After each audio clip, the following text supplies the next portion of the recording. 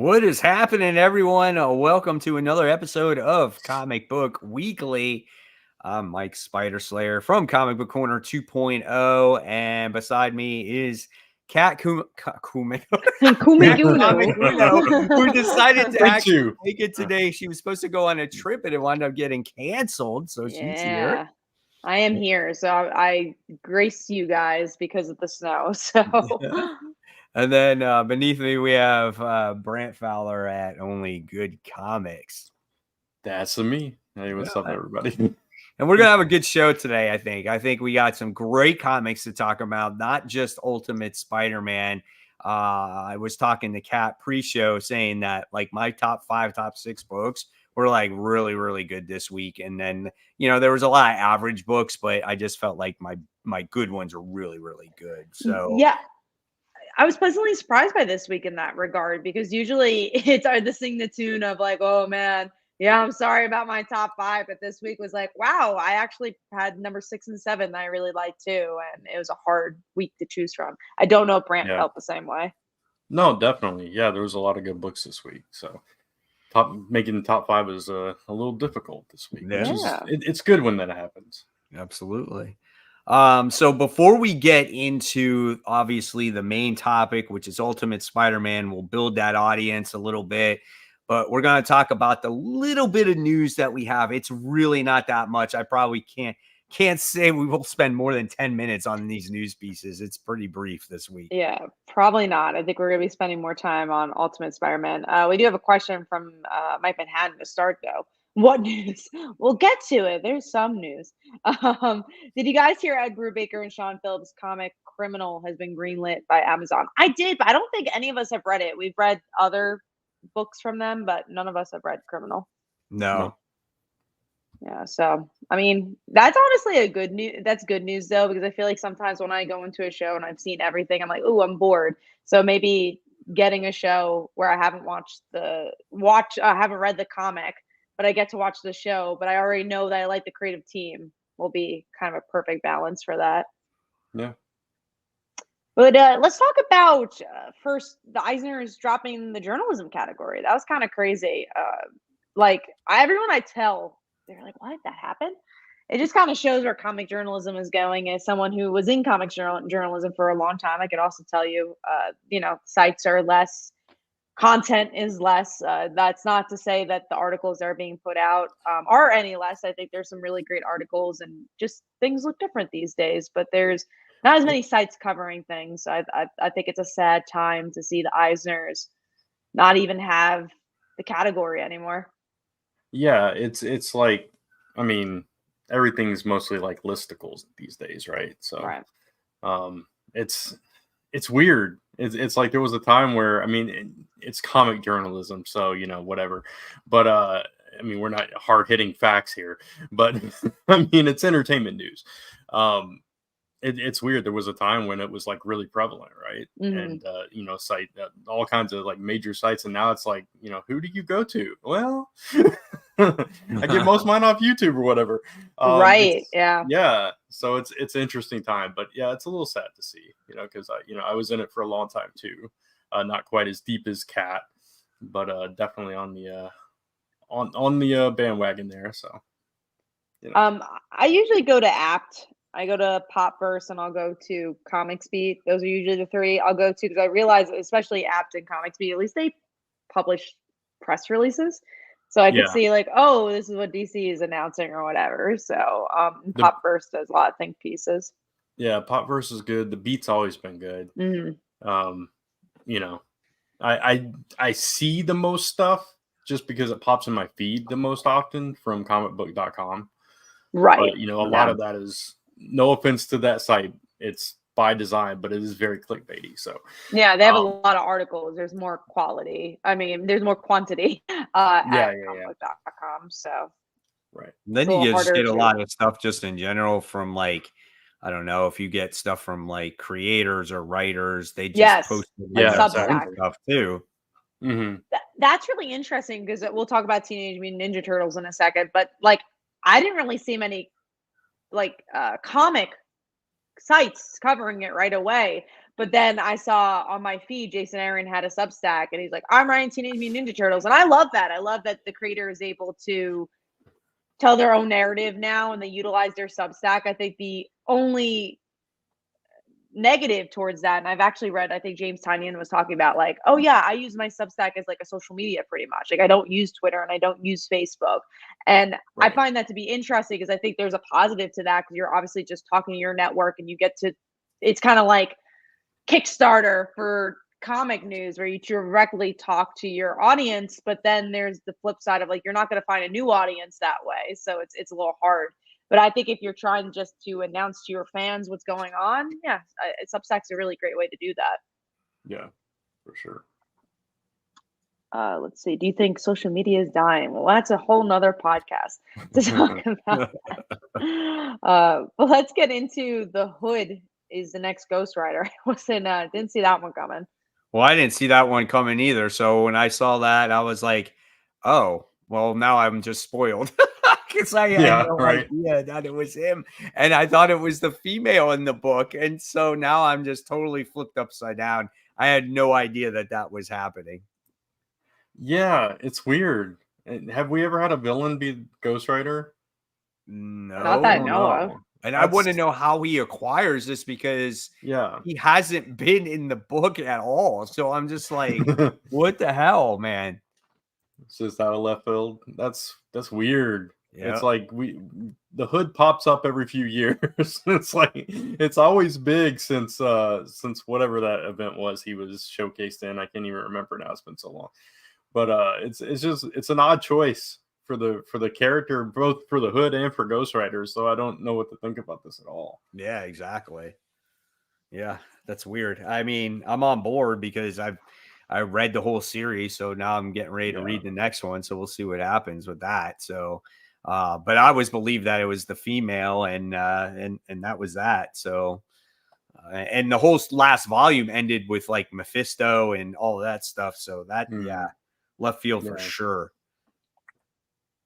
So next up, we have What If Venom has a few designs here. I'm going to see if I can show it on screen so you guys can also see what these Venom designs look like. There's a lot of what if stuff happening. I think I also saw that Edge of Spider-Verse has another spider person coming up. I think it's like Cosmic, I don't even know, something like that. Someone with the C, Spider-Man. So, there's all these different alternate versions of your favorite characters. But this is the What If Venom. Got She-Hulk, you got Doctor Strange, Wolverine. I mean, pretty cool. I'll pick it up. The designs are cool, yeah. Yeah, the what ifs have been pretty solid. They haven't been bad. The She-Hulk one looks cool because it looks like instead of obviously Eddie, it goes to She-Hulk, and so that's pretty neat though. I'm curious about that one for sure. Yeah. I saw some of the designs on social media before this news piece. I knew something was coming. I just didn't know what, or like what it was for or whatever, but it looked pretty cool. So I'll check it out.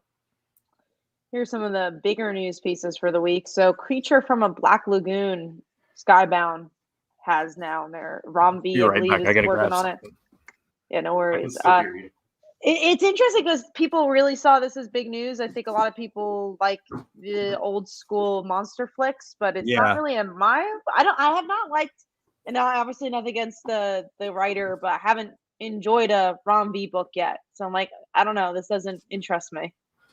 So I think it's cool that they're bringing these universal monsters to the comics again. And I'm reading the current Dracula one, and the Dracula is pretty cool. It's not like, I thought that the first issue was really good. The second issue was good. And I felt like this third issue was kind of more of the same, but I think it's cool bringing back that old school style of just universal monsters. And so if you're a fan of those things, like, I think this is right up your alley. And the Black Lagoon monster is just kind of weird to begin with. So I'm curious to see what kind of story they can write with that. It's funny, and I completely agree with that. The Universal monsters have a huge cult fan base. One of my friends is a huge fan of the Universal monsters and stuff too. So It makes smart business sense to do a book like that, especially if they have a unique take on it. The funny thing about this story, when I saw this pop up, is for those that don't know, I've started drawing again daily with the new year, and I've not missed a day so far, fingers crossed and everything. But it was funny, last week I was trying to figure out what to draw, and I was like asking Lisa, what should I draw today? And she just randomly says, "Creature from the Black Lagoon." I'm like, okay. So I drew a picture of the creature from the Black Lagoon. That's crazy. So I just wanted to share that. I don't know how well you can see it, but it came out good.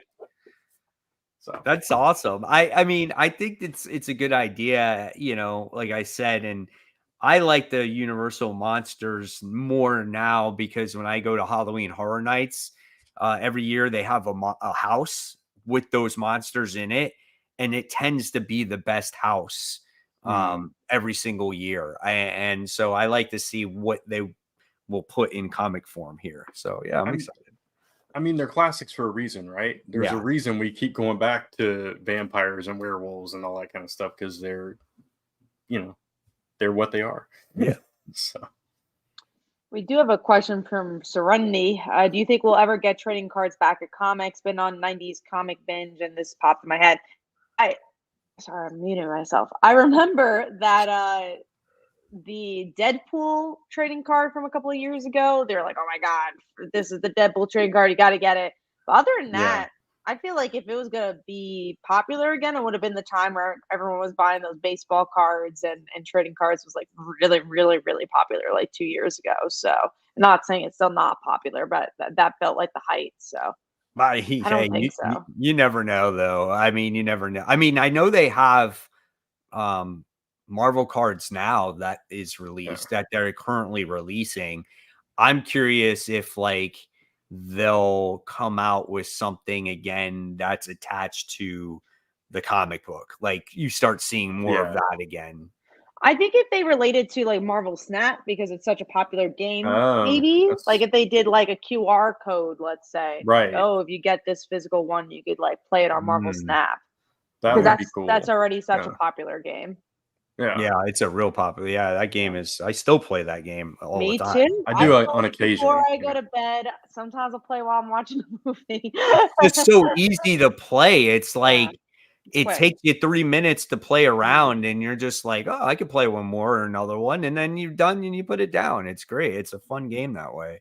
Yeah, and I think that's why it's so accessible. Mm-hmm. Yeah. No, I was just gonna say I wasn't playing it for a while, and then over the holidays they were doing that. Every day you get something free or something. So I was like, oh yeah, I got back into it a little bit. So I also like it's a game that doesn't make you feel pressure to buy anything. There's a lot of those type of games are like, oh my God, you gotta buy $10 worth of stuff. And honestly, even now they made it easier because they unlock different cards you could have bought by just like getting a lot of points. So I'm like, oh, that's really cool. And they really recycle them a lot. So yeah, and obviously like a lot of people play it, not just like us comic fans, but I'll be like, commuting or something and I'll see someone playing it. So it's a popular game. But yes, that's the only way I could see trading cards coming back anytime soon. But who knows? Again, there's a trading card game that people play. So who really knows? I know a lot of artists like still get hired to do Marvel sketch cards and stuff like that, and they're a Marvel artist because of that. So it's a good way to get your foot in the door, I guess. We were talking about monsters, like Universal Monsters and stuff like that. The gentleman that I worked with, Mark Spears, on those monster cards. Yeah. And now he's coming out with he just finished his Kickstarter for the Monster comic book series. So he's doing a whole comic book series on monsters. And I think it's like 8 issues that he's coming out with. So, I mean, I think, a combination, he has a nice combination of like cards and comics going on there too. So you never know. Like we said, these things could come back. Yeah. I see the cards a lot more in indie circles, especially on Kickstarter. So Cat does them. I do the trading cards, and honestly, they're a lot of fun. They're it's so funny because anytime people are like, well, can you play a game? I'm like, I'm sure you can make a game out of it if you want. I'm just here that way you can have some fun trading cards. But they're kind of they're easy, they're cheap to make, and it's like kind of a fun collectible thing to do. But Kickstarter definitely has a cool place in it. Next up is, and I was actually really surprised by this one. Jorge Corona is going to be the artist for the next arc of Transformers, which I really do like this artist. I believe they've done a lot of DC stuff. And every single time I see their name, I'm like, oh, that looks really cool. But I was not expecting that. And I didn't expect Daniel Warren Johnson to not do the art, which I'm fine with. Again, if you get a really, really good artist, I think I'm okay. But it is going to change the vibe of that book. Yeah. Yeah. It's weird. I think Jorge did some of the Batgirl stuff. Did the Batgirl stuff and did the Me You Love in the Dark. Yeah. So that's a little. I'm not picturing that actually. So it's a little. It's similar. Some more complementary art. Yeah, art style to what we're getting now. So it won't. Hopefully, it won't be too much of a jarring kind of thing because it's obviously there's Daniel Warren Johnson's style is very distinctive, but at least it'll be in the similar vein, I guess. But yeah, it was a weird announcement. I wasn't expecting that either. But if it allows him more time to write it. I'm all game for that. So I don't know how long do you think Daniel Warren Johnson's going to stay on the book though? Yeah, he's already not doing art. I don't know. Right. Yeah. Because he doesn't write ongoing series, you know that? So he's always written this mini series. So he's probably going to be only on there for so long. Yeah. I hope whoever takes over whenever he steps down is keeps that same, vibe. Depth and vibe that we have. Yeah, for sure. Not rambling on, because the way it's done now, it's perfect. It's just it has a nice balance of just emotion and action and just things that we haven't seen from the series before, and it doesn't go so deep into the history, and I think that's what I like about it so much. No, it's very easy to read, and I think it'll be hard to see someone else write it, but we'll see. We did have a question from Kenneth. Kat, I heard you started playing Spider-Man games for PS4 and PS5. How far are you in? I'm about like 30% in the first game. I started playing. I'm still playing, but I also got Call of Duty, and that's like one of my really relaxation games, weirdly enough. So I've been putting more hours into that, but I've been enjoying it. It's cool. It's a fun game. And I'm excited. I'm excited to see where it goes. I know a good chunk of the story because of the comics. Like an article a long time ago, I had to write. I had to read every tie-in comic for the video game, so I kind of already know the story for the first one. But it's fun. I like the games. I got the PlayStation for the games, so that shows you how dedicated I am. But let's get into this. Mm-hmm. I was just gonna say my relaxing game is Fortnite, so I'm right there with you guys. It's a little bit more brainless when you're also like Spider-Man's also like kind of connected to your day job, so it's like, all right, I'm doing comics all day and then storytelling. Call of Duty or Fortnite, you're just shooting people and you're just like having fun. So that is a little bit more of a relaxing game. A war game is relaxing. Yeah, there's something mindless about it. There's no story. That's what I like about it. Right. You just sit there and play. You don't have to think about anything. Yeah. My son and I were playing the remake of Resident Evil 4. Oh, I bought that too, and Resident Evil 4 is my favorite video game of all time, so I'm very excited to play the remake of it. It is such a good game. It was one of my favorites when I played it on the GameCube back in the day, and so when they made a remake of it, I told my son, I was like, "We have to get this game. You have to play this game. It's so good." And the remake is really, really good. We just finished it actually yesterday. It's a really fun game. I feel like it just has a good amount of length too. It's not too long. It's not too short. It's such a again. And it's not impossible either. Yeah, it's fun. Is the best game ever released in my opinion. I really like it. It's this is a comment from Chevia, but Call of Duty Modern Warfare 3 story sucked. It doesn't matter because I'm not there for the story. I'm there to play online to shoot other people. I don't want the story. That's why I like it. No, Brant, did you play the Resident Evil games, or is that not your thing? No, yeah, I actually love the Resident Evil franchise, and I do remember playing that on the GameCube as well. I haven't played the remake, but yeah, it's a good game. I remember my cousin, like way back, he had me play the very first one. And he was like, "You're gonna jump at this," and I'm like, "Nah, it's not that bad." And then as soon as those dogs jump through the window, I'm like, yeah. I'm like jumping. So yeah, it's a good franchise. I like it a lot. Yeah, they're good stuff.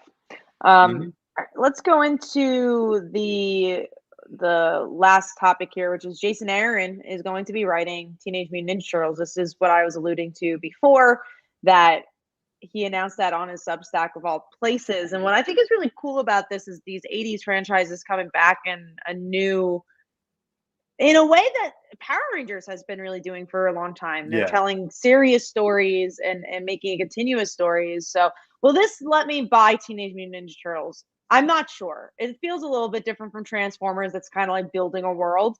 And that just felt so much bigger. But I'm happy for the people for Teenage Mutant Ninja Turtles just getting something different. So I don't know if this is convincing me to buy it, though. I really like Jason Aaron, but I don't know. There's something about Teenage Mutant Ninja Turtles I've never been too fond about.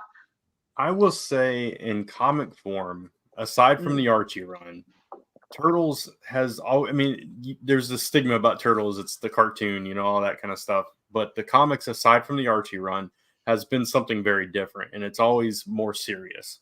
And even the current run, parts of it have been more serious and more emotional and like real consequences to things happening and people dying and dealing with that emotion and all that stuff. So seeing a writer like Jason Aaron take that on too actually gets me a little bit excited, because I've fallen off the title, in the past several months, and that you're a might fan be of something to bring me TMNT. back. Yeah, That's saying something.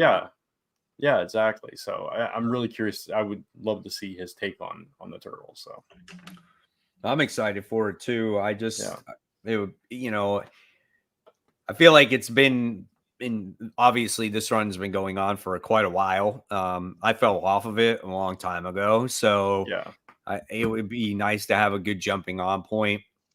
And being that we're all really familiar with Jason Aaron, I think that he can do something great with it. He said himself that he grew up to the Turtles. He way back to the time when the black and white ones were out from Mirage Studios. So maybe he does a little bit of something, from that time frame, like in that style, I don't know, but I'm on board, and I know probably a lot of people will be on board with that too. Yeah, for sure.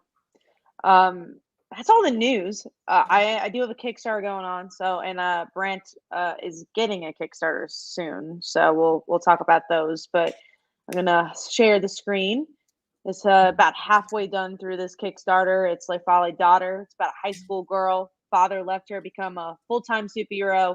Everyone in the world loves him except for her, and then she inherits his abilities. We're way past funding, and you get to get the whole origin story of this character. So if you like superheroes, you like some good twists and turns, go check it out. I'll put the link in the description or in the chat. So Brant, you also have a Kickstarter coming up.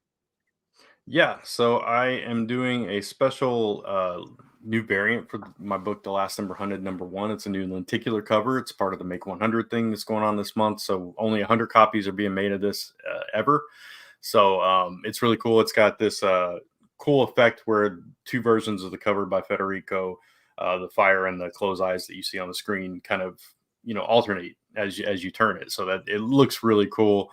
I cannot wait to show the actual physical thing. But this is my book. It's about a teenager that becomes the last fire goddess, and what that means for her and her life, and it upsets everything. It dips in a little bit into mythology. It's an urban fantasy series, so check that out.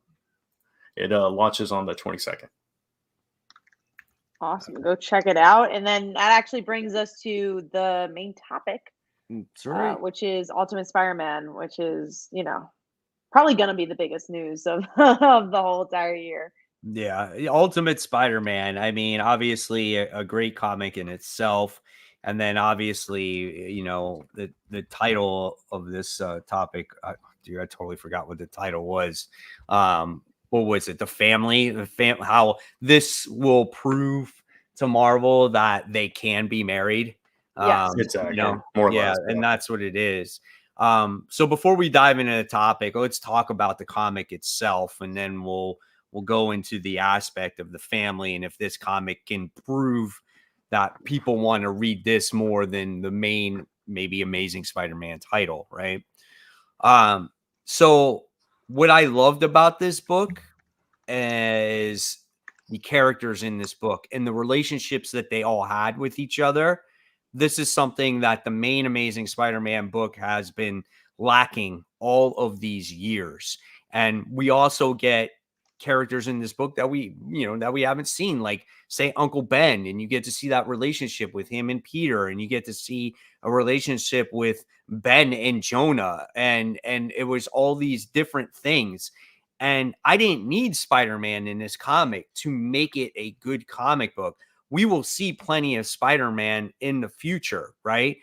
What I loved is that this focused on all the characters, and these characters, right? They're just a little bit different in this universe, and there was enough there to totally understand what was going on. And I just loved the relationship that Peter had with MJ, right? Their relationship is so open. You can tell that they loved each other. She supports him in every way. And that's kind of like what you've been wanting in the main Amazing Spider-Man book.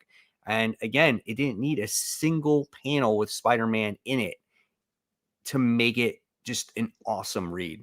And I think, what I really liked about it was the surprises that you read it, and it felt like you were reading Spider-Man for the first time, because it is. You're seeing a whole new version. It did what I thought was impossible, whereas like you can't redo the Ultimate Universe, which you can't, but you can redo the feeling of the Ultimate Universe, which they did, because the whole point of the original Ultimate Universe was that he was a kid. We haven't really seen Spider-Man as a kid in the modern age. So in this time, they're like, you know what? We're going to make him an adult, but he's never been Spider-Man before. I'm like, that's a great way to rejuvenate those feelings without copying what has been done before. And yeah, I liked reading it and not knowing what was gonna happen next. You're like, oh my God, so Uncle Ben's alive, and like, what's going on with J. Jonah Jameson? Like you said, Mary Jane, like she was great and supportive.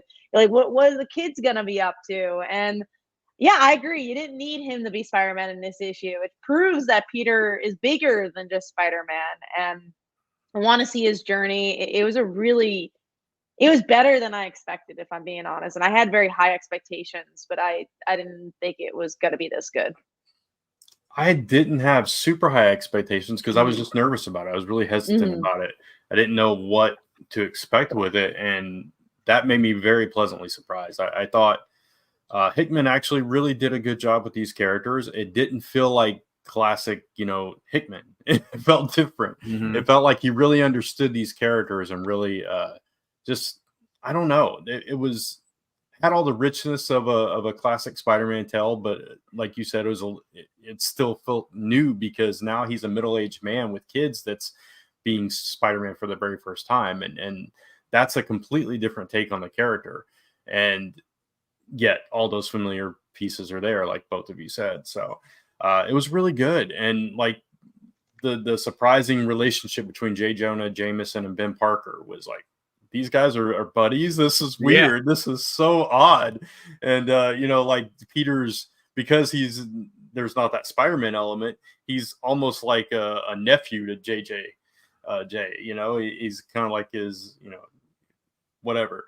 But it was a cool vibe for this book, and it's got me excited for it. And we're getting to see new versions of these characters. We saw Green Goblin pop up in here, and it's like, I'm assuming it's Harry, but it's like,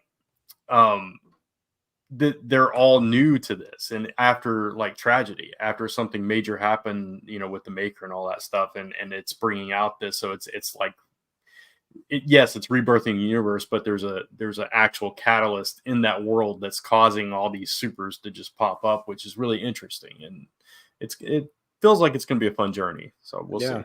I like the Kingpin too, how he's like in charge of the Daily Bugle. He's not like this crime lord, but he is in charge of this major, paper, which was kind of cool as well. And, And I like Spider-Man's, like, I like Peter's origin here, like, on how he is acquiring these powers and how the comic book was structured, where in the beginning they were like, yeah, we have to have this talk tonight. And you weren't sure what that talk was. And then it all led into the, oh, this is what happened last night. And this weighed heavily on him. He's always felt like something was missing from his life, but he felt at the same time, should I take on this responsibility? Is this going to be okay with me, doing this and my family? And you can see that, she's got his back there. And, this book did have a lot of story. There was a lot to read in this book. So that's where engaging. I thought. Right. And that's where the similarity comes in for Hickman. But were you ever once bored when reading this comic book? Right? Did you, or were you engaged in everybody's conversation here? There's no maps. The big difference is that Hickman's a world builder usually, but he's like, what? All the things I usually do, I'm going to do for character. And I was like, wow, that's a really different approach for him. But that does go to the question of the video. Does it prove that their marriage works? And I think it not only proves that their marriage works, but it proves that we all want something different from Spider-Man. I'm really curious in these next couple of months if this is going to outsell Amazing Spider-Man. And honestly, I think it will, because it's different. Again, that's all I think any of us have been asking for. It's not just like, you can have a married MJ and Peter and still be boring. 100%, because they could just do nothing. But the biggest difference here is that there is actual story happening. Well, it's almost like you fast forward Peter Parker's life to the point where, hey, we finally got married. Hey, we finally had kids, and this is what's going on, in a way. And it's just kind of like, this is the almost the untold story of, Peter Parker when he was older. And this is what creates character growth. And I think all of us Spider-Man fans have been waiting for this forever. Now, some people will be like, well, it's not the main Earth. It doesn't matter. Who gives a shit if it's the main Earth or not? If it's a good story, right? That's all that matters to me. It's close enough, in my opinion. I mean, look how much we like to renew your vows, right? And that was a different world too. Yeah. I think the trap so many writers fell into, or maybe editorial fell into years ago with the marriage was, oh, we can't have that, Mary Jane's always got to be in trouble, or the family's got to be threatened, or that kind of thing, or just kind of off panel always and never referenced. And I think like books like Superman, Lois and Clark have proven that you don't have to do that. And I think this book, at least in this issue, and we'll see going forward, proves that you don't have to have that element to it, that you can still have, and not saying Mary Jane should just be a supporting wife. I want her to be a well-rounded character. I'm sure she will be. Yeah, exactly. But you can have a support system without it being either a crutch or a hindrance. And let MJ have. Yeah. Oh, go on. No, go ahead. I was gonna say let MJ have her own adventures too. I think that's the biggest difference of like what you were just saying with Lois and Clark. If you read the current Superman, they interact with each other, they love each other, but Lois has as much of a story in that book as Clark does. And I think that's what they need to find with MJ too. She's a very interesting character. She could do other things. Obviously, we're seeing the route of that with the 616 with Jackpot, but in this, I'm sure like it's interesting just enough to see her be a model, do the Broadway stuff, or just be a mom, or be a hero in her own right. There's so much to do with her. There's so much history with Mary Jane. Mm-hmm. Yeah, absolutely. Yeah, exactly. I mean, it's a great book. It's a good start. I wouldn't be surprised if this particular first issue outsold the most recent issue of Amazing. Sure, because it's an issue one too. Right. Yeah. So I mean, and then again, people will be upset that Mary Jane and Peter are not together in the main Earth, but at this point they've changed so much stuff that it's not even going to happen. I mean, everything about the Spider-Man universe at this point has changed. So it is what it is at this point. So you might as well take the next best thing, read Ultimate Spider-Man, and enjoy it. I don't think it really matters if it's in the main Earth or not anymore at this point, because, you know, the They don't even affect each other. Continuity is such a loose thing in, you know, Marvel comics these days. It's like a lot of the comics don't always interact with each other. And does it really matter, you know? Yeah. I agree. It was good. I'm excited. I wish Yeah. this was bi-weekly. So Yeah. get every right. Two times a month. What did you think of Chiquetto's artwork in this book? I think it worked. I liked it. I do think that sometimes Amazing Spider-Man right now has some better artwork, especially with Patrick Gleason, but I thought it worked for this. It's a gritty world. I liked it. Yeah, I thought it fit the world really well. I think, you know, we're used to Ultimate Spider-Man being more bright and vibrant, full of action, but the story they're telling in this one, it really fit well. So. Yeah, I agree. And the cool thing is we were left mystery of what Spider-Man really is going to be like in the book. I mean, yeah, we're assuming, he's going to be wearing the blue and red and, you know, and whatnot, but we haven't seen any action or anything like that. So that's, you know, that's for the second issue. And I think that's really exciting. I love how they left that a mystery, you know, after the first issue. So, all right. So that's pretty awesome there. So let's talk about the other big book of the week. And we kind of touched on it a little bit earlier. This is Transformers. This is issue 4. Another solid read.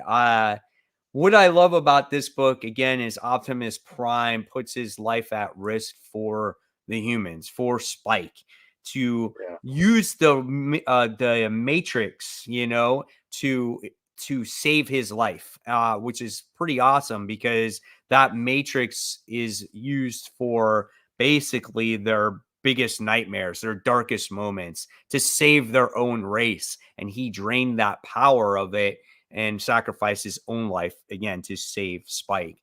I like the relationship between Carly and Cliffjumper, which is a complete role reversal from Spike and Bumblebee. So I like how they touched on that. And Starscream is just such a complete asshole that he literally destroys Skywarp in order for these guys to survive. But the biggest thing, go ahead. Yeah.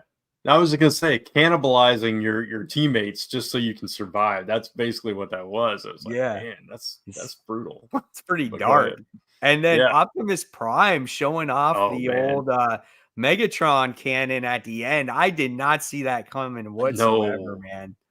I love the way they built that up, though, because it was like, I can't use that. It's just like this. And then you go off to another scene and then you reveal that. It's like, oh my God, that's... And their faces like matched my face as they saw him with the arm. It's like, oh, yeah, it was kind of ominous, but kind of cool at the same time. It was wild, this issue. Yeah, every issue really delivers something different.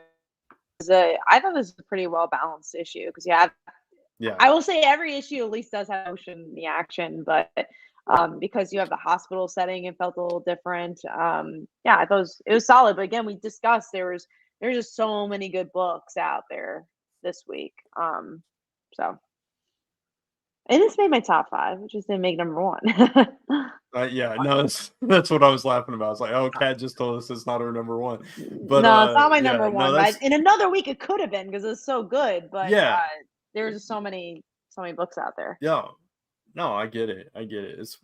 It's just this book is so good though.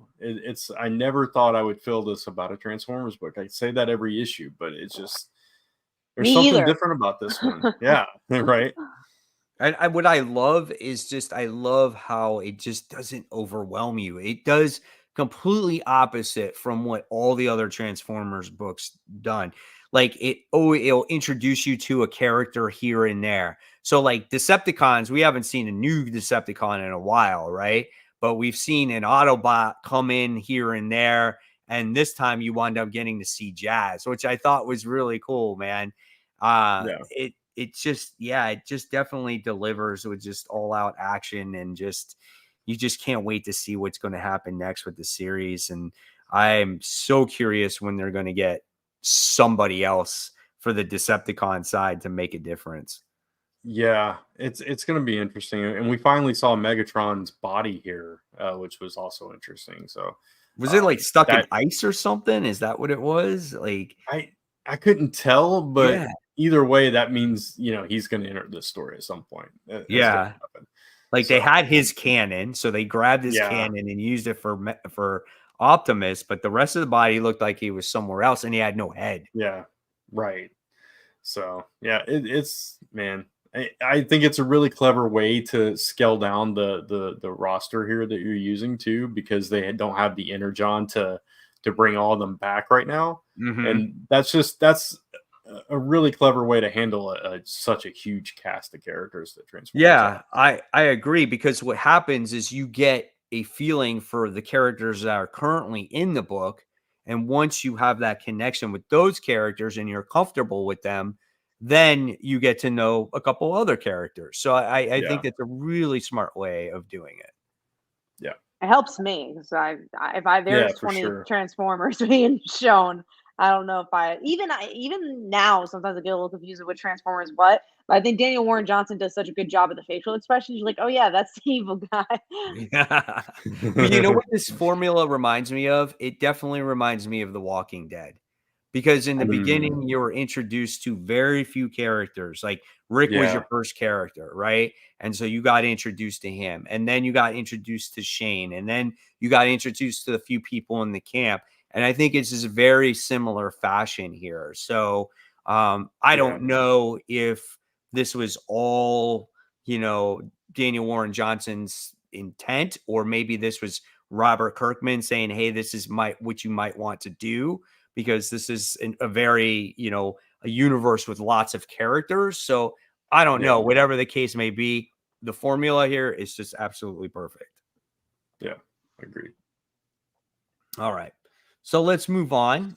So we have Action Comics issue 1061. Another surprising book. I did not expect to like this as much as I did. I don't like Bizarro, but I thought they did such a fun job with it. It was good art. They did something different with Bizarro. It was emotional enough. It was a really solid issue. I was pleasantly surprised by it. I agree. I like this book as well. I don't think this one landed in my top 5 because, like I There's told a you, lot of good books. there was a lot of good books that I struggled with, and I think if this wasn't as strong of a top 5 week, this could have snuck in there. Mm. I like the artwork. I like what Joshua Williamson did with it. Oh, it's Jason Aaron for this one. Oh, it was Jason Aaron. That's what I Mm. meant to say. Yeah, It yeah, was yeah. Jason Aaron. I meant to say that one. I was surprised what he did with it. I loved like the kind of like the motive here to use that magic to weaken Superman, but to have all his people, I guess, make the new Bizarro world. And I love the ending of it, the way how Lois was just standing there and she was like, yeah, something's wrong. And then she's like a Bizarro person. That was pretty sweet. Yeah, I liked that was it. cool. Yeah, no, I liked it too. It's I'm not a huge Bizarro fan either, and I was nervous when I saw that that's who it was gonna be. But yeah, it was a completely different thing to do with Bizarro, and imbuing him with magic, which Superman is that's one of his weaknesses. Yeah. It's like, man, that's okay, this is something we haven't seen again with Superman, just doing stuff we haven't seen and some stuff that's really interesting. And yeah, and the art was really strong in this book too. So yeah, Yeah, really Paul good said stuff. Action Comics art had that 90s vibe. I agree. And it Yeah, also had that narration that reminded me of like old school comics in there too, So I thought that was pretty cool. Had the old traditional like yellow box in there with the lettering in it. I yeah, like that. So that was awesome. So good stuff. All right. So with that being said, now I know we all struggled with what our top 5 were. So I'll start with Brant. What was your number 5? I knew you were gonna start with me, and I'm like, I'm still rearranging my top 5, but I'll go with the Madness, final issue of the series. And this was just a really good series, and I'm kind of it's there because I'm kind of basing it on the whole series a little bit. So this was, the culmination of her revenge on their version of the Justice League or whatever. And she takes out the two most powerful. She saves them for last. And the Superman level character, the one that couldn't be beat, she finds a way to beat him. And he's not threatened. He's very confident, but she still finds a way to beat him by. And we learned that like her split personality is actually another being that sacrifices herself to save the girl or the woman, and that's how she's able to beat him. So this was just a really surprising series that came out of left field for me. This is a shared universe, but this felt like its own complete thing. You didn't have to read anything else AWA to read this book and enjoy it. And this character was so interesting. And I would love to see like a follow-up to see what happens with this character going forward, because she's still around. And now there's no super team, out there to stop her. So good book.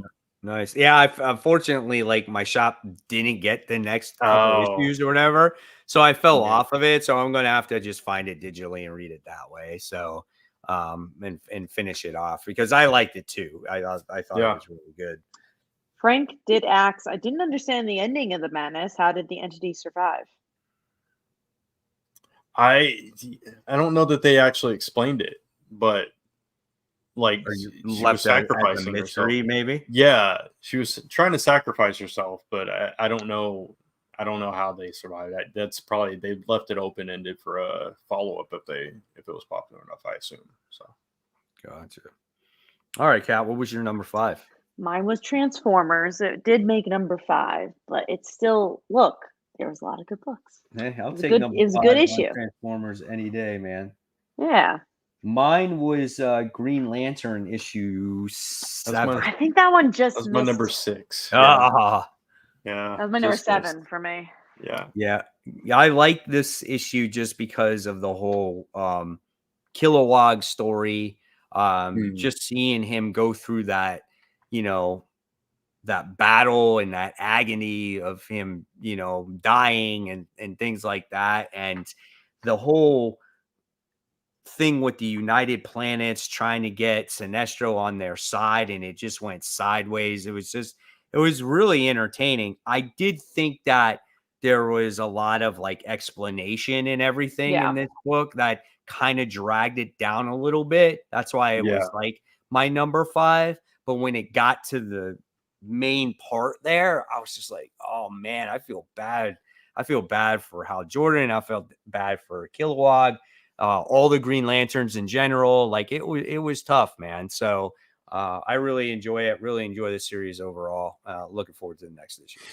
Yeah, I like this issue, but I've liked other issues more just because I enjoy the groundedness a little bit more. This was very expositionary, but I think it was important information, especially finding out about the different lanterns having to go different sectors. I thought was interesting. But yeah, I'm more excited for what this means for the future of the series. Yeah, I thought that was, it took a while to get to that point, but I did find it interesting going, oh yeah, you have different assignments, not in Sector 2814 and all the other metahumans can take care of that planet. Yeah, I mean, I'm glad they explained why Earth was quarantined and why Hal was on Earth and all that stuff. But yeah, it was like you said, the explanations and stuff kind of dragged it down a little bit for me. But I was invested in like what happened to Kilowog, why Sinestro, where he's at, and all this stuff. So this filled in those blanks at least, at the very least. And we also got the backup story. I know you guys aren't reading it, but it was the final installment before leading into that Sinister Sons thing. So and I forgot to mention the yellow lantern battery blew up too. And that's part of this whatever's going on, which we kind of still don't know what's happening with the spectrum there. Yeah, for sure. So we'll see.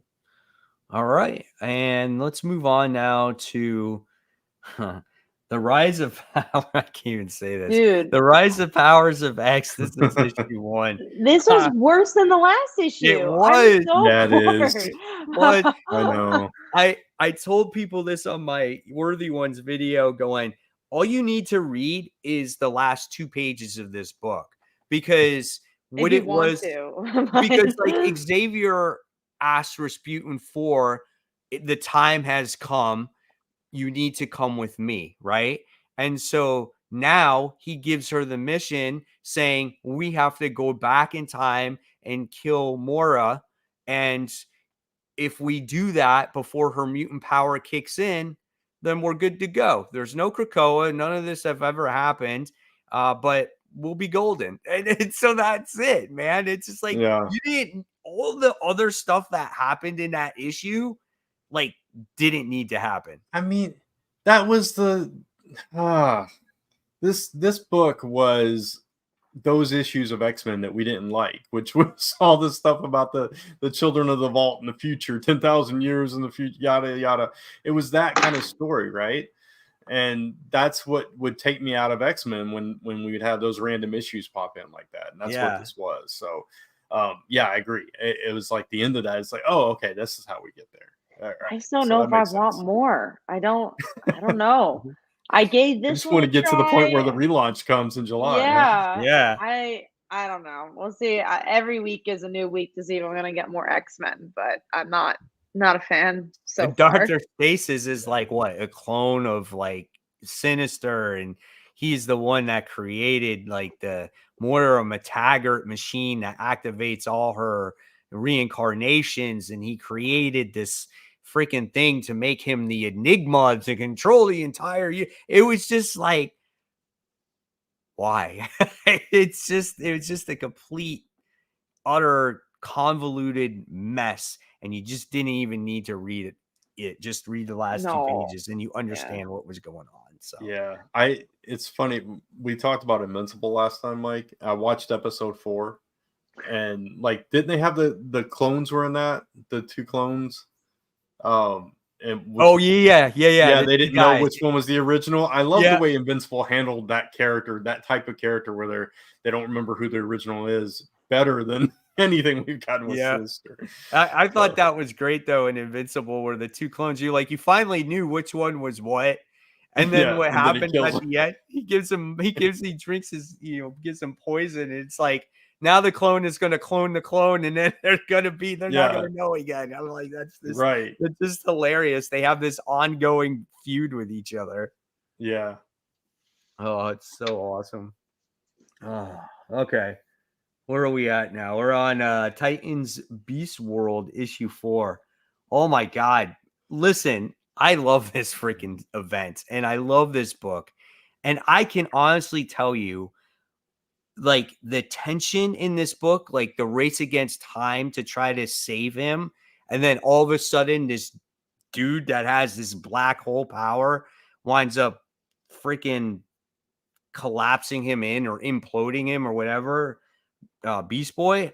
And I just saw that panel where he's just limp and just like Raven's face. Like, I'm not going to lie, guys. Like, that almost shed a tear in my eye. I really felt like that pain and that emotion in that comic. I just felt really bad for him. This is definitely Tom Taylor at his best. Like, he's good at doing the action, he's good at doing the emotion. I do think this issue took a little while to get to that ending, but I like this event a lot. It hits you, like you were saying, Mike. It gets that. It feels like it feels connected to the rest of the DC universe. It feels like there's some emotional weight to the event. Hopefully by the end, obviously it does things, but it feels like an event, which we haven't gotten in a long time, where it feels necessary. Yeah, there was also different art in this one, if you all didn't realize it. I mean, it was still good art, but it wasn't Ivan Reis. Not as strong. Yeah. I enjoyed it too. I didn't enjoy this issue as much as previous issues, but the stuff with Beast Boy especially was really, really strong and emotional. And it's like, okay, there's all these spores, so maybe there's a way to bring him back, because there's parts of him still down there living. So hopefully that there's a way back for him. But man, it was hard to watch. It's like, oh man, this is Gar. It's like, even though it's just like that big gigantic eyeball, like you could feel like the pain that he was going through. Yeah. And then he just imploded. And then it was just like, right. Oh man, it was just like you just like gasp and you're just like, damn, that just sucks. You know, that one panel where the parts of it are where it implodes. Yeah. Thank you for the super sticker, Highland logo. Thank you so much. Appreciate that. Yes, thank you. I like the very beginning with Peacemaker being like, oh yeah, which one was yours, the tiger or the frog? It's like, what? That was so good. It was like, dark, but so good. Just a crack. Oh, I'm sorry. That guy, man, that they recruited, I didn't even know who that character was. The guy I didn't either. Black Hole to do what he did, and it just shows you like Amanda Waller is just like, she's such a bitch. She's just so heartless, man. She's so evil. That's why she's a great villain. Yeah. So shitty. So I'm really curious to see like what they're gonna do to bring him back to life. You know, I think it ends next issue. I think that's the last issue. Is it? I think. Let me look. What was that one? 4? So, I was thinking it was 6. Yeah, there's 2 more. You're right. So there's 2 more. So next issue is penultimate, and then you have 1 more. Okay. Although they come out so frequently. So January 23rd, and the next week, January 30th, the issue 6 comes out. They've been coming out like every week. Yeah, that's great. Well, they're skipping a week now. It's January 9th and then January 23rd. Oh, okay. Yeah. Oh, I don't know what the schedule is like for that, but they're releasing it pretty consistently. Yeah, absolutely. I can't wait for this next issue. Oh, Sorny says that dude is a Flash character. Okay. And I think they all character. They were in the show, but like the seasons I'm sure none of us watch. So yeah. I'll eventually. Tubby asks, do you think? Oh, go on, Brent. I just said I'll eventually finish it. Maybe the Flash. I saw the finale. That was enough for me. Tubby says, do you think this event will have consequences? I think so. Yeah, but I think mostly for Titans. Like that's Tom Taylor's writing that series. So I have a feeling that's where you're going to see more of the weight of this event affect these characters. Yeah. Titans and anything that involves Amanda Waller. Yeah. So any Suicide Squad stuff going forward. Yeah. I think it will, which is really exciting for an event to do. For sure. All right. Well, let's go on. Let's move forward to the Sacrificers issue. First one I dropped. Well, I didn't get this one. No. Wow. I feel like it feels like a trade book to me. I like the story, but it's gone really slow. I forgot to include this in my list here. So that might have made my top 5. Oh well. It would have been like number 5. You think it would have been higher? No, it wouldn't have been higher than that. I don't think. There you go. There was something big that happened in this issue.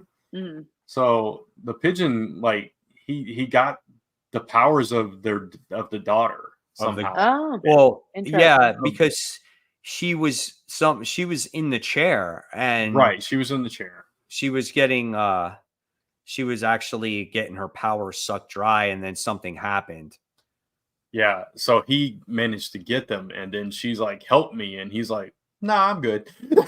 Leaves her to die, which I thought was awesome. Yeah, it was crazy. He was just like, "You're part of the problem. Why everything has happened," and he's he realizes now he's like as strong as like a freaking god. Like he can rip people apart and stuff like that.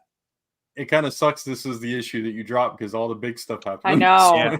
I know. And it takes a break now till April. Yeah. Wow. Till April, I think. Yeah, April. Yeah. Damn. Well, maybe this would have been the issue, but I'm not going back now. All right. So let's move on to number 4. And this time I'll start with Kat. Mine was Action Comics, where we talked about it. All right, Brant, what's yours? Mine was Beast World. So yeah, what was mine? I don't even remember. Oh, mine was Blood Commandment. This is a good book, man. Yeah. What is Blood Commandment? Blood Commandment is a book about this father who has lived in like deep in the forest in a cabin with his son. His wife passed away from cancer, and he's been just living this secret life. And he's a vampire at the end of the day, and he's just trying to protect his son. He's fighting the urge. He's eating animals in the forest late at night when his kid goes to bed. And now the person that turned him has found him, and has gone after his son. And his, one of the wishes that the wife wanted from the husband was, never like change the son, never do anything, wrong or whatever the case may be, to put your son at risk or whatever. And he's forced into a bad situation, the husband, at the end of the day, because he comes across this vampire, and he's forced to choose if his son lives or dies. And so he can die or change him into a vampire. And the way the artwork is done in this comic is beautiful.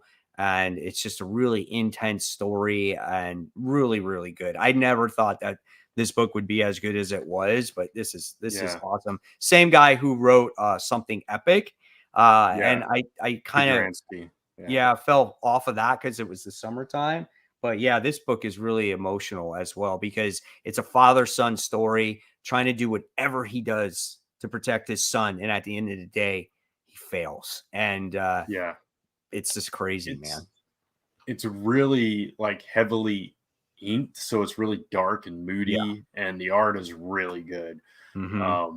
But yeah, it's that when he finds the kid in this issue, and then the father finds him, what he did to him, and it's like, oh, it's so emotional, so heavy, because right before this happens, the kid he's never prayed before, and he's like, God, I know I've never talked to you, but can you save my father? And the next breath, the guy kills the son, and it's like, oh, yeah, so I don't think he's gonna be believing now. It was so heart-wrenching, but yeah, it's a good book. It surprised me too. I didn't expect it to be as good as it is, but and like Brant said, the art is so good. Like, there'll be a lot of panels on the page, but it really focuses on like certain aspects of facial expressions, like mouths and eyes, and it just goes really intense to it. So it's awesome. Really, really awesome.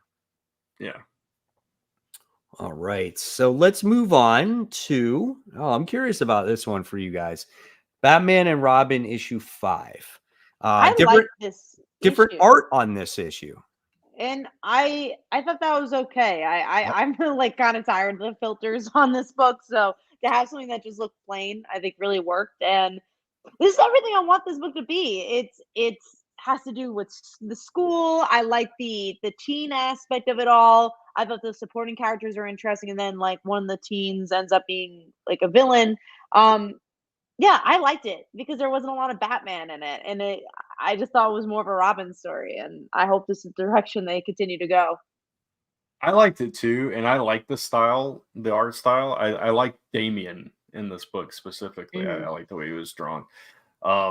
And yeah, I like the high school stuff too, and I like that. Bruce is kind of questioning, are you sure, son? And at the same time, he's like, yeah, I'm sure, dude. And he's like, okay.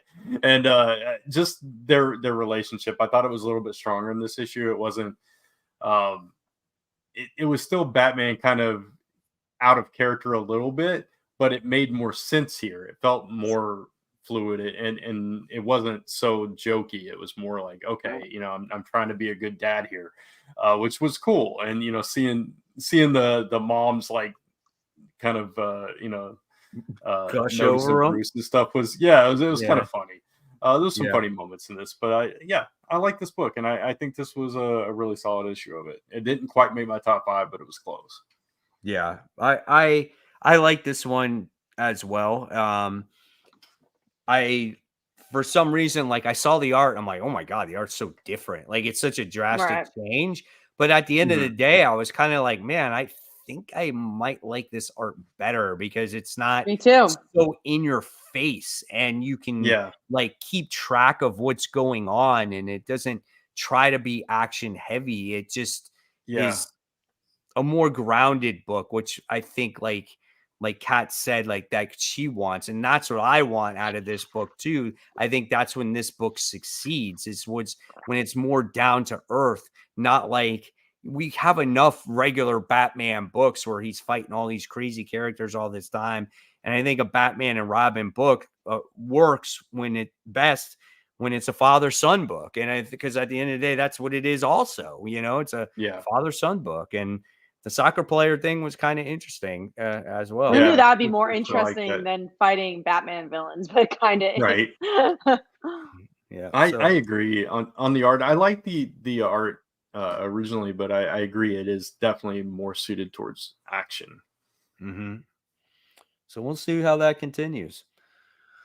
All right, so let's go on to Giant Size Spider-Man issue 1. I mean, listen, for me, this was there. It was there. It was a rabble story. Glad I didn't miss anything. Connected to the next issue of Miles Morales, really. I wish I had read this before Miles Morales, though, because I read them the other way around. And did you? Like, oh. See, I did. Yeah. I read this before. I got lucky because it was a number 1. So that's why I had to do it for my show.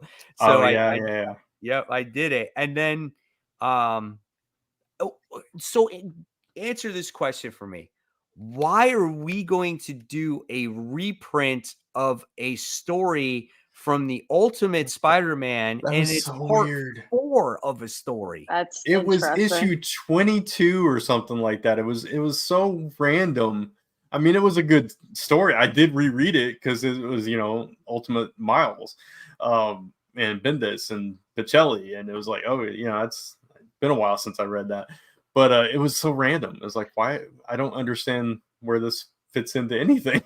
So, yeah. Right. It was odd. Well, like, wouldn't you want to put Miles Morales number 1, right? Why would you not? Or first appearance, or maybe even the first part of that story. Why would you just do the 4th part to that? The only thing I can think of, Mike, is this. Okay, so Kat, this was the issue where his mom dies.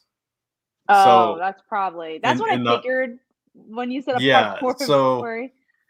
Right. So it is one of the best issues of the series. So I just hope that's not leading to his mom dying in the 616, and maybe something happening with his mom. So maybe that's why it was there, or they just were like, "This is a good issue. Let's just toss maybe that was the issue because Venom was in it, and Venom was in. That's true. Yeah, it's definitely one of his bigger issues, possibly. Like, if you think about like what was the key issues of Miles Morales, one of them is going to be his mom's death, but that death is only great if you read the other parts leading up to it and finding out, she found out. Like, one of the best parts of that death is her finding out that Miles is Spider-Man. Yeah, that doesn't happen in that issue. Oh, it doesn't happen in the issue, but she does reference it there. It probably was the Venom connection, Mike. You're probably right. So I don't know. It was a weird way to do a Giant Size. So I don't get it. Yeah. But even the first story wasn't even that great. I thought Dylan Brock was even out of character in this book. He was just like way too angry and way too out of control, where he's had control of the Venom symbiote throughout his entire series. So I don't know, man. That was a stretch for me too. They tried to save it with his last panel where he was like coming apart and he was like, Venom, we got to have a talk. We can't be killing people. And then he just flies off. It was a little out of character for me too. Yeah. All right. So that was a waste of money for me. All right. Well, let's move on to number 3. And I'll start with my number 3 this time. And it is a book we already talked about. It was Titans Beast World. So there's that one. So then we'll go on to Kat. What was yours? Batman and Robin. Yep. All right, Brant. Mine was Wolverine. Issue was 41. That was a good issue, man. I debated about that being in my top 5 too. I was just like, oh gosh. Yeah, it's mainly for that last page, Mike. I gotta tell you, like, the very first part of it with the Council of Sabretooths or whatever you want to call them, I was like, oh, I'm not gonna like this. But as it went on and we saw where it was headed, I was like, oh my god. And then that last page, I was like, oh crap. So I know you didn't read this, Cat. So this was crazy. So obviously Sabretooth is out of the pit. He's hunting Wolverine, yada yada. Wolverine and Laura and Fang, I guess is what he's going by now. They're all at the North Pole for some reason. So they're like hiding out there and everything. And Sabretooth tracks him down and he kills them one by one. And wow, that actually sounds really cool. Yeah, it's Wolverine's birthday. Spoiler alert, everybody. It's Wolverine's birthday. Yeah, and Sabretooth has like this thing about, crapping on him on his birthday. Doing something really awful on his birthday. So at midnight on his birthday, he leaves him happy birthday spelled out in the snow with body parts of all of the people that he's with, including his kids. It's like, oh my God. Yeah. It was so brutal. Yeah. And it's like, the book itself was gory too. You know, it's just like, especially like in the beginning. Expecting that. Yeah. Go ahead. Sorry. No, I was just saying, just like in the beginning, it was just it was gory too. And I get it, like, it wasn't like the real Cyclops or whatever it was, but it's just, in the beginning, it was a little corny because I was just like, we have all these like different Sabretooths for different Earths. I'm like, okay, so now we're doing like the edge of Sabretooth. Like, it's just like, it's gone so far, but the overall grand scheme of things, it wound up working at the end of the day. And I really enjoyed it too. Yeah. It's just, I was not expecting it to go that dark. It's like, oh man. It's good though. I like it. Mm-hmm. All right. So let's see. We're going to move on to, when we talked about Green Lantern, Avengers issue 9. So hasn't been mentioned in a while. Listen, Avengers to me is just, it's very repetitive. I felt like there has not been as good an issue for a very long time since issue 1. There has not been an issue that's duplicated that. We've gotten the same thing over and over again. We've had the Avengers fight the Ashen Combine. Now they're fighting the Twilight Court, and it's like the same exact thing. They're fighting people that are equivalent to themselves, right? And then they're struggling, they're not winning. Their great combat strategy here was, hey, do you think we should fight somebody else and not someone that's equal to us? And they're like, yeah, let's do that. So they switch, and then all of a sudden they all beat everybody else. And there's this one guy that I guess escapes, and their whole goal is to destroy Kang. And it's the basically Avengers Merlin. Protecting King. And that's it. But there's been no real character interaction or character growth or anything. I feel like I'm reading the same issue for like 6 issues now. Yeah, it feels like the only character growth has been the Impossible City. Yeah, exactly. Their new base of operations. Yeah.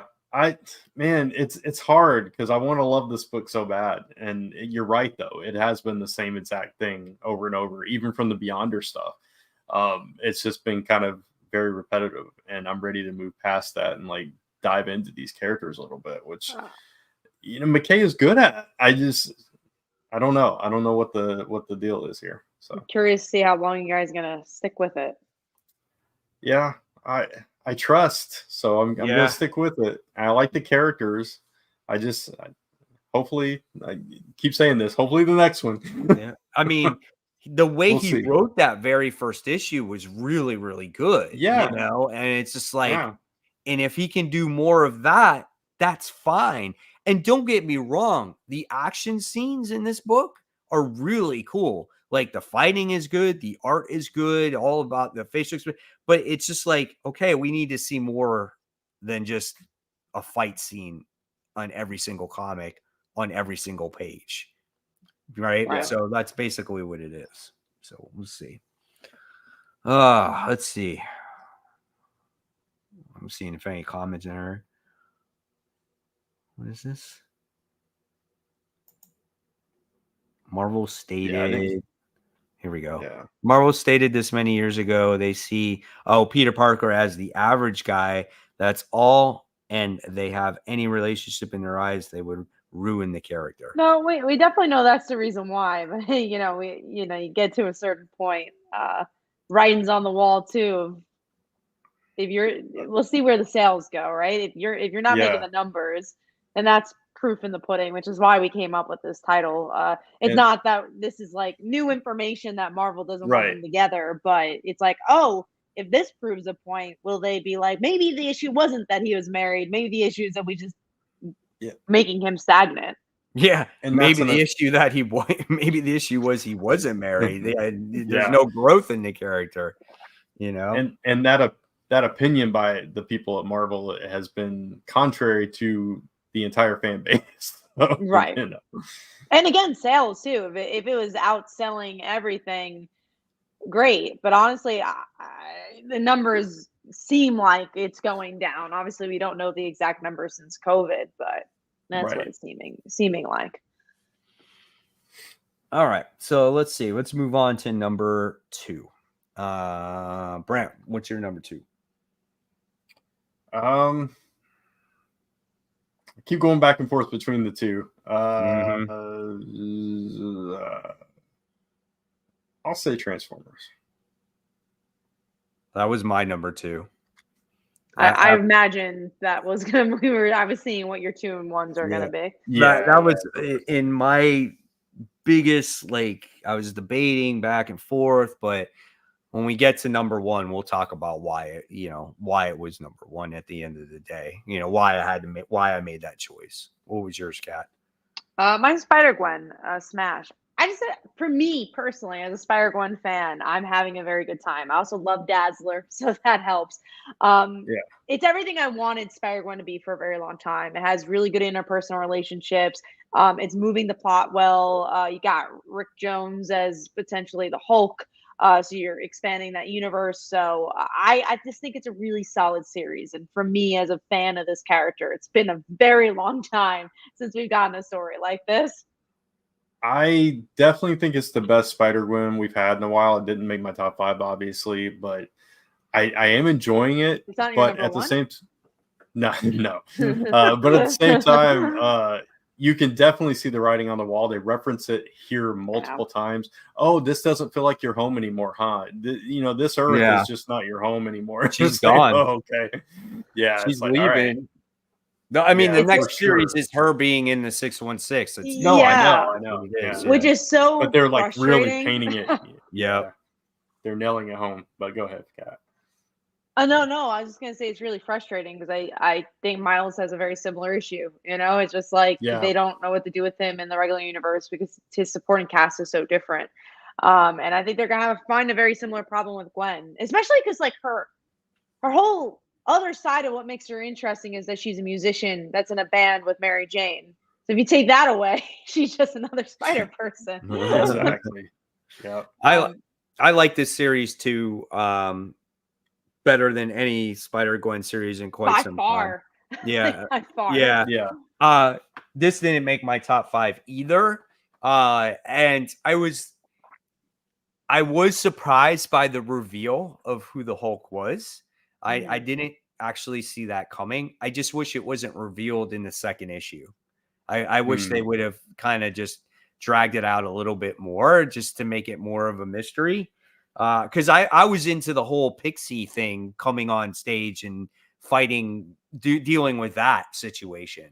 So I wish they didn't tackle that Hulk thing right away. Yeah, I did kind of see the Hulk thing coming. You thought it was Rick? It was going to be Rick. Yeah, I did. Yeah. So after seeing him for the first time, I was like, oh yeah, that makes sense. Because you're like, he's in this book and there's this Hulk creature that's showing up. Like, all right. But yeah, no, it's a good book. It does suck. I agree, Mike, that there are some parts that feel a little rushed because it is a 4-issue miniseries. Yeah. Wish was an ongoing that you could kind of like get even more. But yeah, this is so great. We do have a comment from the Elite Battle Angel. It doesn't matter what numbers do. They don't care. They know what they need to do, and that's just how they are. That's just how they work for many years. Doesn't matter numbers. to a point, to an extent, right? Like the reason why they've been doing the things they're doing because Spider-Man has been selling. It's always the #1 book, but now the market has changed so much and drastically that superhero books are not selling as high as books like Transformers or some of these indie books, like Something's Killing the Children. So the market changing so much, if your numbers go so drastically low, it's a business. When you have a business, you have to make a change. And I'm not saying that means that Spider-Man needs to get married. I don't know if that is the change, but I think they'll have to see. It's like maybe we need to do something different with Spider-Man. Yeah, I mean, yeah, for sure. I could say that in the Amazing Spider-Man title, like we talked about earlier, they're definitely changed some stuff, but is it for the better? Like jackpot, like okay, Mary Jane's jackpot, right? Spider-Man gets a new suit. We wind up seeing all kinds of things. We wind up seeing Harry or Norman Osborn become good as the Gold Which Goblin. has been the best arc for a while. Right. The Goblin Queen or Queen Goblin, whatever the heck she's called. Like we saw that. So there's a lot of different change, but it doesn't mean that change is always good, right? And when you put certain people on books, like I hate saying this all the time because I don't feel like I need to always reiterate that the artist that's on the book, but that's not who should be drawing Spider-Man right now. You should be having artists that can do something dynamic with the character, right? Like a Patrick Gleason, like that is good. I would assume that Chiquetta was going to do good artwork on Ultimate Spider-Man.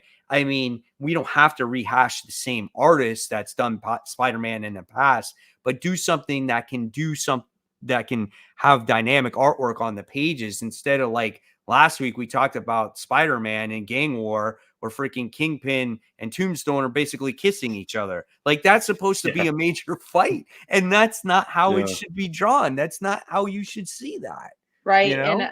And I think that I had a thought and I just lost my brain there. But no, I definitely agree. I think it's just art's not great. Oh, well, I was gonna say is like, yeah, we're hardcore Spider-Man fans. Of course we're gonna pick up Spider-Man. But I think they've lost so many people. And that's also like people just dropping off comics. People are dropping off the superhero books. They're going to indies or they're reading, graphic novels like mangas or whatever. So I just think the industry is different. I'm not saying Marvel's going to change. I don't think that's happening. That's not what I'm saying. But no, I do think they need to do something if their other series is going to outsell their flagship. That's you need to have your flagship books top tier at least. I mean, look at Avengers. You guys were just talking about that. Avengers, Spider-Man, Iron Man, especially Spider-Man, because if you write a good Spider-Man book, people will buy it. But if you keep writing it to where it's average or this roller coaster effect, people are going to be like, this sucks. It's inconsistent. I'm not going to read it. And what's interesting about Ultimate Spider-Man, and obviously you got to poll and figure out why people bought it. But I think a lot of people bought it after they found out the story was really good. Because I'm sure, there's some I want to see them together. But I think it sold out the way it did because people are like, oh, this is different. And I've heard from a lot of people word of mouth that this is really good. I think that's why it's doing well. Mm-hmm. And then I've seen this song before, and honestly, I just am tired of this game. It just seems like we're just playing favoritism or fan service because we just can't simply move on and bring something new. I think we're all in the same agreement. Again, this is not a conversation of us wanting Peter and Mary Jane together in the Amazing Spider-Man. I honestly don't care that much at this point because they've done so much for them not to be together. We're saying they need to do something different with the character. They can't be afraid to do something different with the character. And the sales are being affected because they're not doing anything different. The biggest sales, and this I think we can confirm, the last time the biggest sales happened for Spider-Man was Superior Spider-Man because it was so different. Yeah, exactly. Also, we just thought it would be an interesting topic to talk about. So we wanted the clicks, so that is why. Yeah, I mean, but at the same time, we have talked about it many times how we don't like that decision that they can't be married. That's just a dumb decision, in my opinion. But that's me.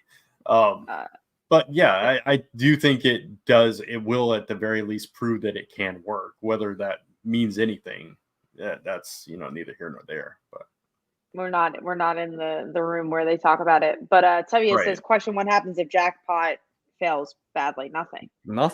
They just write her out. They just don't do another Jackpot. Yeah, it's just a mini series, it's all. I think what we want most of all, and Kat said it already, like, it's not necessarily that we want Peter and MJ together. It's just we want change from the character. We want him to grow. He's been stagnant forever. It's nothing changes for him. We have a comment here too from the same person. The biggest issue is Spider-Man's multiple people coming in to do Spider-Man. None of their ideas really captivating. So I'm sorry, there's a point where you need a guy that just needs. See, I would agree with that. But if every single person you put on this title for 10 years have been doing the same thing, it's probably something else. It's probably the foundation that's broken. There's been like 10 different writers writing this character, and it all feels the same. So I think there's something that's not, it's past the writer at that point. Right. It's hard when you have a character as big as Spider-Man, because you have that where you have to maintain a certain status quo. It's like, you can't do this with the character, you can't do that, you can't use this character, you got to stay within these parameters that we give you and tell us a great story. And sometimes that's hard to do. When you literally can't do certain things with the character. So that, like you're saying, Kat, goes a little beyond the writer that they bring in. But at the same time, I understand that if certain stories aren't captivating you, they haven't been captivating us either. So, and also, I don't want to sound like, and it may be, and I hope we're not sounding to Elite Battle Angel that we're like being harsh on the Amazing Spider-Man, no, because we love the Amazing Spider-Man, we love reading it. And again, I also like, we're not nostalgia trip people either. We're not like, we want the old Spider-Man. Yeah. That's not what we're looking for. We're literally just looking for a good story, and it just so happened to be that Ultimate Spider-Man gave that. It gave a good foundation. Yeah. Also, we don't like hating on writers or like putting all the blame at their feet and stuff, because it's a hard gig, I'm sure. Again, with everything that they have to be restricted to and everything. So and not every story is going to resonate with every person. So. And I think we should also add, because I think Lead Battle Angel mentioned they weren't a Hickman fan. Neither of us. So like, we're also not huge Hickman fans, and I think that was such a surprising point of it all. Right. There's a handful of stories from Hickman that that I've enjoyed. You know what I'm saying? Yeah. Like I liked Battle World. I thought that was kind of cool. What else did when he came out with the original X-Men? I like that. The Powers of X and House of 10. Like, I like that too. But a lot of good stuff, like, I'm not into, Yeah. The incursions with the Avengers. That was. Yeah. You and I both like that. Yes. And that led into the whole Battle World situation. But once we got into Battle World, like, I like that stuff. I thought that was pretty cool, because that was different. That was something that we haven't seen before. We do have a super chat from Highland. Jackpot would fit well in I'm guessing the Ultimate Universe. The mesh U is a bad definition. I wouldn't use it. I don't know what that is. So. Yeah, I don't know what that is either. But if it's a bad definition, I'm sorry. But if it's just the Ultimate Universe, then I don't know what that universe is. But sure, Jackpot is we'll go back to what talking about Jackpot. Like, it's funny you say it's Jackpot ruining everything. It's like, there was a time when Mary Jane wasn't in the book for years. That's true. All right. Which I think goes to our number one, which I think we all know. Oh yeah, that was our number. That was my number one. That was number one, right? Ultimate Spider-Man, Cat's number one. And the reason why it was my number one over Transformers is because I just liked how it didn't have to rely on Spider-Man to make it a number one book. It was actually a well thought of story with great conversation between all of the characters in this Spider-Man universe. And I loved all the interaction. And again, that is what is lacking in the main title. Again, it has nothing to really do with, at the end of the day, with Mary Jane and Peter being married, but it was just all the interaction. I just loved all that stuff. It wasn't so like, I don't know, corny. I guess if that makes sense, right? So it gets me excited to see where it's gonna go. oh yeah, sure.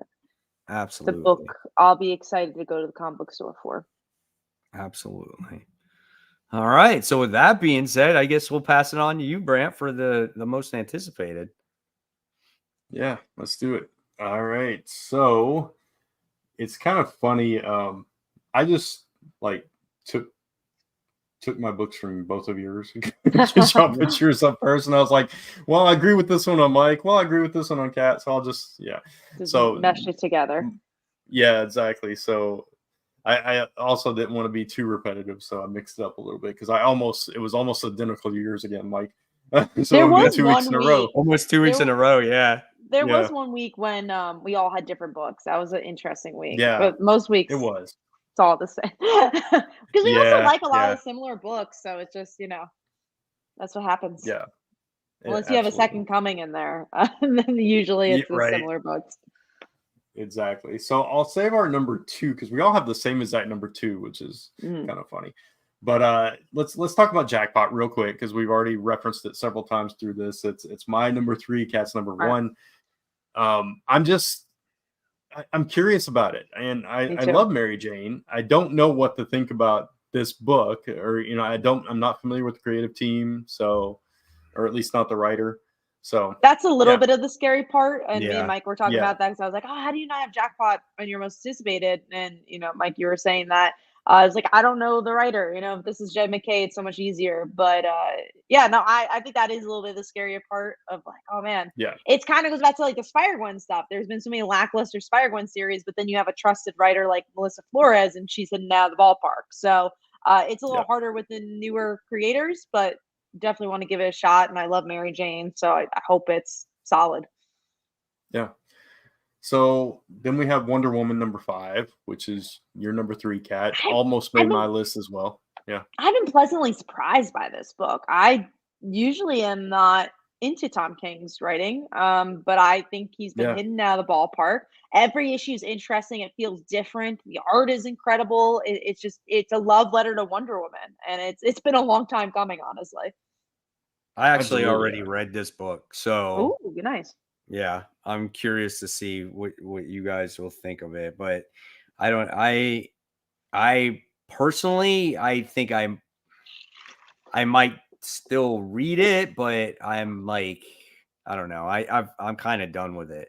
It's so interesting. And if you like it, I totally understand why you'll like this issue. And without spoiling. So this issue made it you turn around.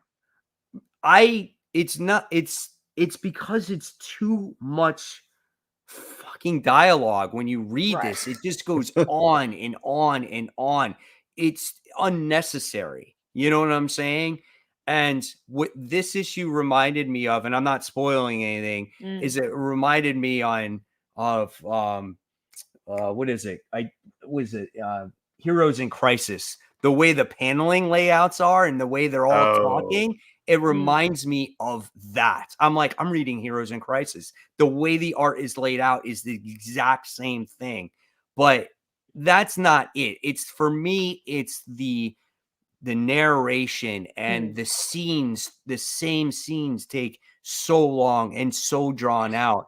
And I think that's just the issue that I have with Tom King.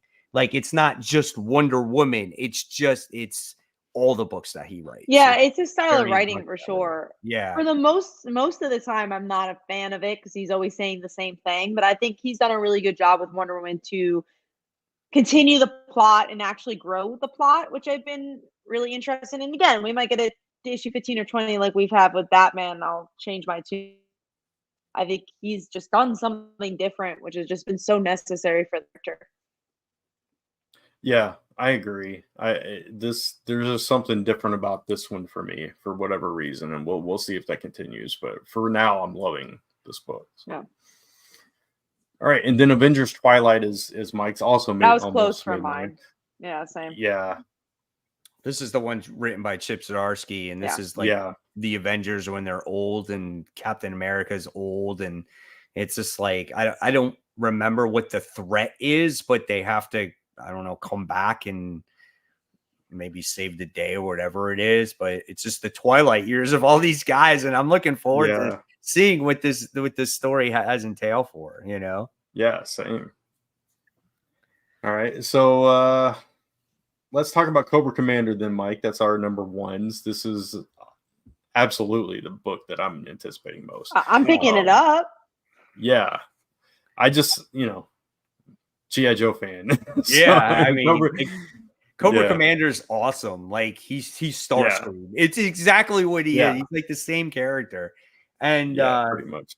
I just want to know how this ties into the Energon universe, because it's that first issue is gonna tie into it. So I'm really looking forward to it, man. I'm so excited for this.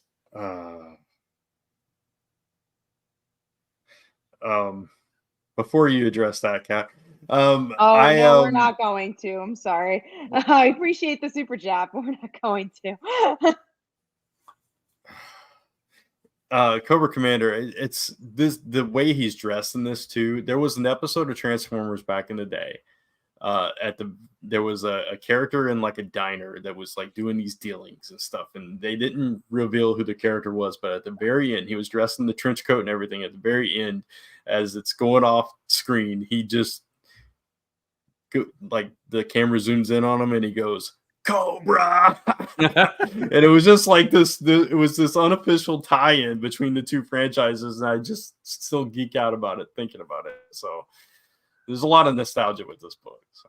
Yeah, I am so excited for it, man. This is a great time. There's just a lot of great stuff coming out right now. So my hat's off to Skybound for putting this whole thing together, to getting people excited about, comics, and that's what it should be. When you have titles that sell over 100,000 copies these days, that's freaking awesome. And that's just what, Transformers did. I think Duke did really well. And, now you got Cobra Commander. God, man, it's great stuff. And Thundercats is coming out soon, which I'm going to check out for sure. So it's great, man. It's like Saturday morning, but in comic books all over again.